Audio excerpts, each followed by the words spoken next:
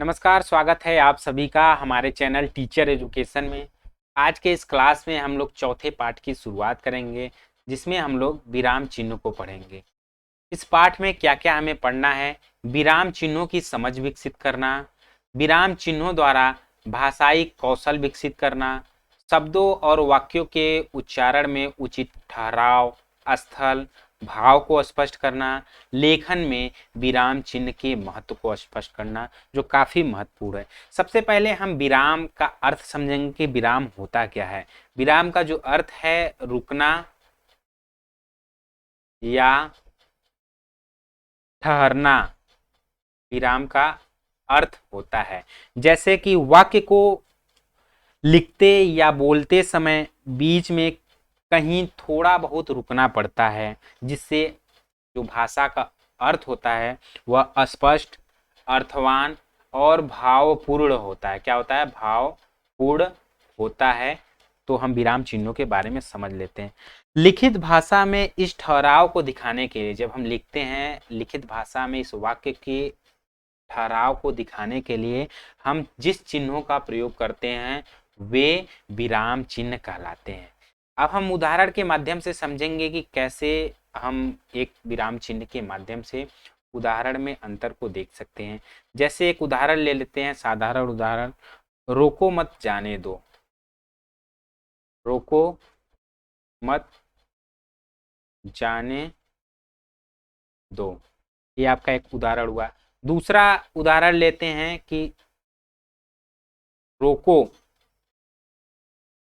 मत जाने दो, मत जाने दो। तीसरा एक और ले लेते हैं, रोको मत जाने दो।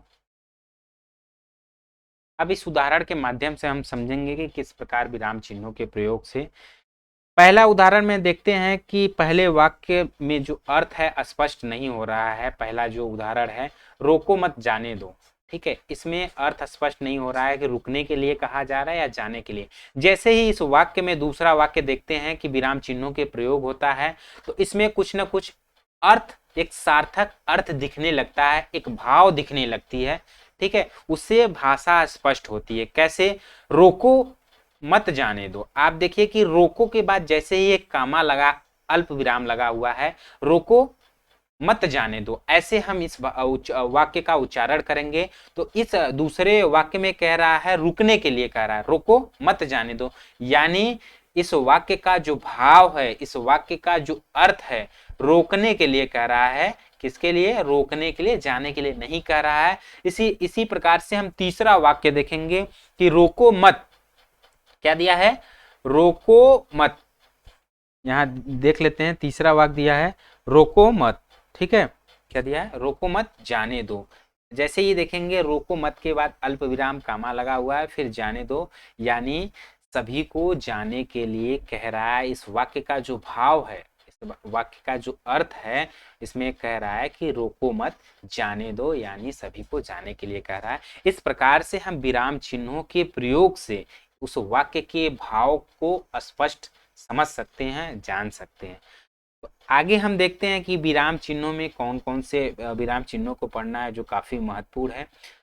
विराम चिन्हों के समुचित ज्ञान एवं प्रयोग विधि से स्पष्ट करने के लिए प्रशिक्षक चार्ट पेपर या विराम चिन्हों के प्रकार से समझ सकते हैं। आप ध्यान देंगे कि कक्षा में शिक्षक के तौर पे जब आप बच्चों को पढ़ाएंगे तो चिन्हों के बारे में बताएंगे कि अल्प विराम क्या है, अर्ध विराम क्या है, पूर्ण विराम, प्रश्नवाचक, विस्मय बोधक, अवतरण चिन्हों के बारे में उदाहरण के माध्यम से और चिन्ह के माध्यम से उन्हें बताते और समझाते चलेंगे।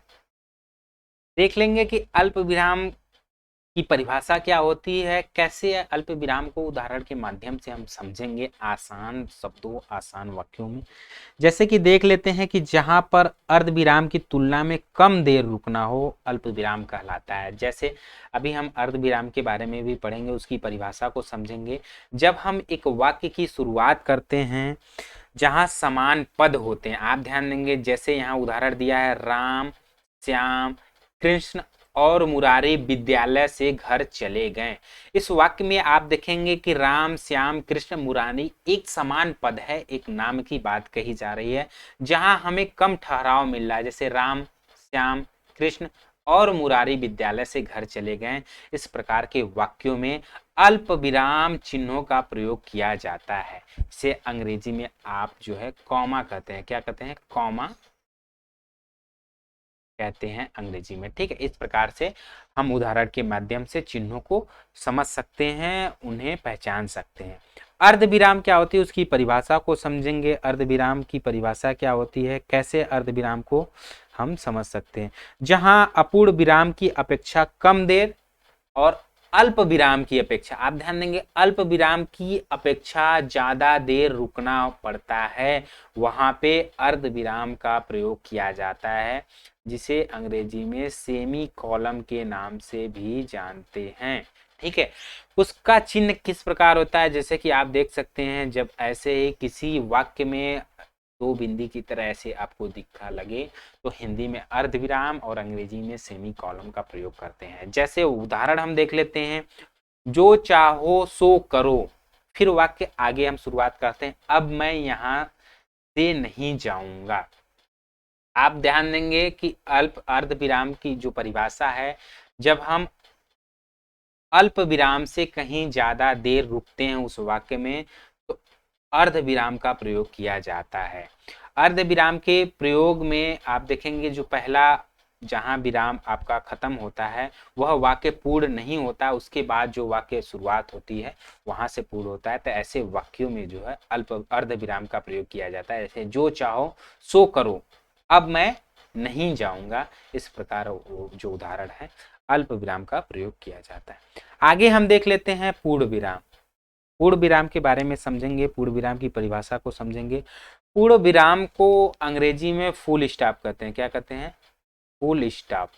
आप ध्यान देंगे अंग्रेजी में जो है फुल स्टॉप इस तरीके से, जैसे ही वाक्य की समाप्ति होती है फुल स्टॉप को बिंदु की तरह दिखाते हैं, लेकिन हिंदी में जो है उसे खड़ी पाई की तरह प्रयोग करते हैं। ध्यान देंगे कि जो विराम चिन्ह है, शेष सभी विराम चिन्हों का प्रयोग अंग्रेजी और हिंदी में एक ही तरह होता है, लेकिन सिर्फ एक ही पूर्ण विराम जो है उसी का प्रयोग हिंदी में पाई चिन्ह की तरह होता है और अंग्रेजी में आप फुल स्टॉप ऐसे कह सकते हैं, इस तरीके से किया जाता है।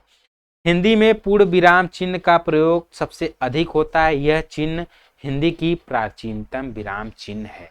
आप ध्यान देंगे जैसे ही किसी वाक्य की समाप्ति होती है तो हम फुल स्टॉप यानी पूर्ण विराम चिन्हों का प्रयोग करते हैं। यदि उस वाक्य में हम पूर्ण विराम चिन्हों का प्रयोग नहीं करते हैं तो वह वाक्य पूर्ण नहीं माना जाएगा, एक सार्थक पूर्ण वाक्य नहीं माना जाएगा। जिस प्रकार हम उदाहरण देख लेते हैं, राम पढ़ता है। जैसा कि यहाँ देखेंगे राम पढ़ता है, आम पक गए हैं। यहाँ पर हम देखेंगे कि फुल स्टॉप यानी पूर्ण विराम चिन्हों का प्रयोग है। इसका मतलब है कि आम पक गए हैं यानी आम पक गए हैं। यह पूर्ण इस वाक्य को पूर्ण दर्शाता है। राम पढ़ता है यानी राम पढ़ रहा है या पढ़ता है। जैसे ही पूर्ण विराम चिन्ह का प्रयोग हुआ इस वाक्य पूर्ण हो गया, एक सार्थक वाक्य होगा। इसका चिन्ह कैसे है? एक पाई की तरह, इसको हम पहचान सकते हैं। अगला देख लेते हैं प्रश्नवाचक चिन्ह। प्रश्नवाचक चिन्ह के बारे में कैसे पहचानेंगे या प्रश्नवाचक की परिभाषा क्या होती है। जैसे ही किसी वाक्य में कब, क्यों, कैसे, आप ध्यान देंगे कब, क्यों, कैसे या कह सकते हैं क्या आदि शब्दों का प्रयोग मिलता है उस वाक्य में तो वह प्रश्नवाचक चिन्ह होता है। या किसी से हम प्रश्न करते हैं तुम्हारा क्या नाम है, तुम्हारा क्या नाम है, इसमें क्या हुआ कि व्यक्ति से जो है क्या किया जाता है, उससे प्रश्न किया जाता है। इस प्रकार के वाक्य जो है प्रश्नवाचक वाक्य कहलाते हैं। प्रश्नवाचक वाक्य का चिन्ह किस प्रकार होता है तो आप ध्यान देंगे जब ही वाक्य में कब, क्यों, कैसे, क्या आदि शब्द लगा हो तो हम इस प्रकार के चिन्हों का प्रयोग करते हैं। किस प्रकार के? इस प्रकार के प्रश्नवाचक चिन्हों का प्रयोग करते हैं। तो वे वाक्य जो है हमारे प्रश्नवाचक वाक्य कहलाते हैं। ठीक है, आगे हम देख लेते हैं विस्मय बोधक। विस्मय बोधक चिन्ह किस प्रकार से है? आप ध्यान देंगे विस्मय बोधक चिन्हों का जब प्रयोग हम करते हैं तो वहाँ पे हम देखते हैं कि जो है कि विस्मय के लिए, आप ध्यान देंगे, विस्मय के लिए, घृणा के लिए, प्रार्थना के लिए, प्रार्थना, किसी से प्रेरणा आदि शब्दों के लिए जब वाक्य का हम प्रयोग करते हैं तो वहाँ विस्मय बोधक चिन्ह का प्रयोग किया जाता है। कैसे है? जैसे इसका चिन्ह इस प्रकार से है, हे भगवान रक्षा करो, यानी भगवान से प्रार्थना किया जा रहा है, हे भगवान। उसके बाद विस्मय बोधक चिन्हों का प्रयोग किया जाता है, फिर रक्षा करो। इस प्रकार के वाक्यों में विस्मय बोधक चिन्हों का प्रयोग किया जाता है। अगला हम देख लेते हैं अवतरण चिन्ह, जिसे अंग्रेजी में आप डबल इन्वर्टेड कामा के रूप में भी जानते हैं।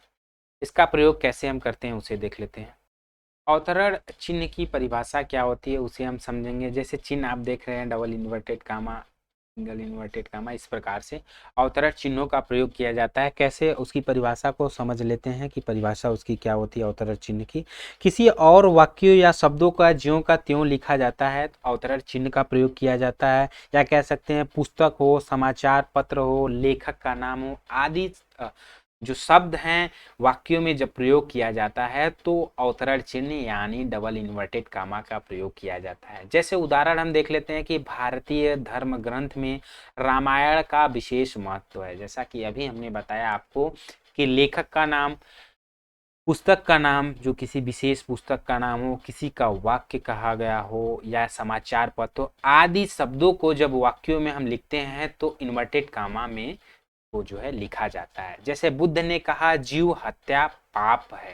क्या? बुद्ध ने कहा जीव हत्या पाप है, तो आप ध्यान देंगे जीव हत्या पाप को इस वाक्य में डबल इन्वर्टेड कामा के रूप में लिखा जाता है। या किसी का उपदेश हो तो उसे भी डबल इन्वर्टेड कामा के रूप में हम लिखते हैं। ठीक है, आगे हम देख लेते हैं कि छोटे छोटे वाक्यों के द्वारा प्रशिक्षक वाक्य पट्टियों और छोटे छोटे वाक्यों के वाक्य लेकर जाएं, इनमें निम्नलिखित वाक्य बनाएं। जैसे विराम चिन्ह का लगे प्रयोग वाक्य, अल्प विराम चिन्हों के प्रयोग वाले वाक्य, दो विराम चिन्हों के प्रयोग वाले आदि। इस प्रकार से वाक्यों को कक्षा में बच्चों को बता सकते हैं और समझा सकते हैं। जैसे हम एक और देख लेते हैं प्रश्नोत्तर के माध्यम से कैसे कक्षा में उनसे प्रश्न करेंगे और किस प्रकार से एक वाक्य में दो विराम चिन्हों के प्रयोग से कैसे वाक्य बनाएंगे और उसका उत्तर किस प्रकार देंगे कक्षा में। इस प्रकार को बच्चों को आप समझा सकते हैं। जैसे प्रश्न है कि राम तुम्हारे घर में कौन कौन रहता है। आप ध्यान देंगे राम जैसे ही रुक रहा है, आप देखेंगे विस्मय बोधक चिन्हों का प्रयोग होता है। तुम्हारे घर में कौन कौन रहता है, आप ध्यान देंगे जो अगला जैसे ही वाक्य की शुरुआत होती है उसमें कौन कौन रहता है यानी प्रश्न किया जा रहा है, तो इसमें दो चिन्हों का प्रयोग हो रहा है। उत्तर देंगे माता पिता और मैं। आप ध्यान देंगे जैसे ही हमने अभी बताया कि जहां समान पद का प्रयोग हो, जहां हमें कम समय तक रुकना हो जिस वाक्य में, वहां पर अल्प विराम चिन्हों का प्रयोग होता है, माँ पिता और मैं। तो आप ध्यान देंगे माँ के बाद अल्प विराम चिन्ह यानी कामा का चिन्ह प्रयोग किया गया है। तो आप ध्यान देंगे स्पष्टीकरण यहाँ पर आपका दिया हुआ है, एक वाक्य में दो या दो से अधिक समान पद होते हों तो वहां अल्प विराम लगता है, जैसा कि अभी हमने आपको बताया। इसके उच्चारण में उतना ही ठहरा उचित है जितना एक के उच्चारण में, जैसा कि अभी माँ पिता जी और मैं। इस प्रकार से हम एक वाक्य में दो चिन्हों का प्रयोग कर बच्चों को समझा सकते हैं, उन्हें उदाहरण के माध्यम से बता सकते हैं। आगे हम देख लेते हैं दूसरा, रहीम तुम विद्यालय कैसे आते हो। उत्तर आता है कि मैं विद्यालय पैदल चलकर आता हूँ। आप ध्यान देंगे यहाँ प्रश्न किया जाता है रहीम से कि तुम विद्यालय कैसे आते हो, तो रहीम का उत्तर आता है कि मैं विद्यालय पैदल आता हूँ। यानी जैसे ही प्रश्नवाचक जो है चिन्ह जो प्रश्न किया जा रहा है उसका उत्तर दिया जा रहा है तो उस वाक्य के पूरा होते फुल स्टॉप यानी पूर्ण विराम का प्रयोग होते उस वाक्य को पूरा किया जा रहा है। जहाँ वाक्य पूर्ण होता है वहां पर पूर्ण विराम लगाया जाता है, जैसा कि अभी इस उत्तर में दिया गया। आगे हम देख लेते हैं तीसरा, राम तुम क्या सोच रहे हो। राम से प्रश्न किया जा रहा है राम तुम क्या सोच रहे हो, तो राम कहता उत्तर देता है यह पंखा कैसे चलता है। राम का भी उत्तर जो है कि उसका भी प्रश्नवाचक की तरह है। जिस वाक्य में प्रश्न का बोध हो वहां प्रश्नवाचक चिन्ह का प्रयोग लगाते हैं, जैसा कि अभी हमने इस प्रश्न उत्तर के माध्यम से आपको बताया। मूल्यांकन क्या है? आप लोगों के लिए मूल्यांकन बहुत ज़रूरी होता है कि कक्षा में जब भी बच्चों को जिस पाठ के बारे में आप पढ़ा रहे हैं, जैसे उस पाठ की समाप्ति होती है, मूल्यांकन करना ज़रूरी होती है। उन्हें कुछ प्रश्न देंगे जैसा कि दिया है कि विराम चिन्ह में लगे 5-5 उदाहरण पुस्तक से ढूँढकर उनके नाम लिखने के लिए कहें और 2-2 उदाहरण उनको स्वयं बनाने के लिए दीजिए कि अल्प विराम पर कैसे होगा, अर्ध विराम, पूर्ण विराम के बारे में। इस प्रकार से आप कक्षा में बच्चों का मूल्यांकन कर सकते हैं। आप लोग परेशान नहीं होंगे, इसका पीडीएफ आप सभी लोगों को हमारे टेलीग्राम चैनल पे मिल जाएगा। बाकी जो पेपर हैं उनकी क्लासेस भी आप लोगों को मिलेंगी, आप लोग परेशान मत होइए। जैसे इस क्लास का जो ख़त्म होते हैं बाकी क्लासेस भी आप लोगों को मिलने लगेगी। तो फिर मिलते हैं अगले क्लास में अगले नए टॉपिक को लेकर, तब तक के लिए नमस्कार।